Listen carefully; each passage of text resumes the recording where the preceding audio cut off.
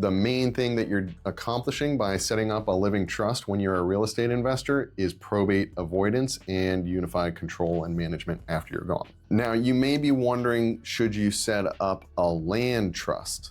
A land trust can be useful in the real estate investor context. A land trust can be very useful for minimizing friction between different properties. You avoid the setup and management costs of LLCs, but you don't gain the creditor protections. So a land trust can be useful in certain contexts, but for asset protection, a land trust is not the best option.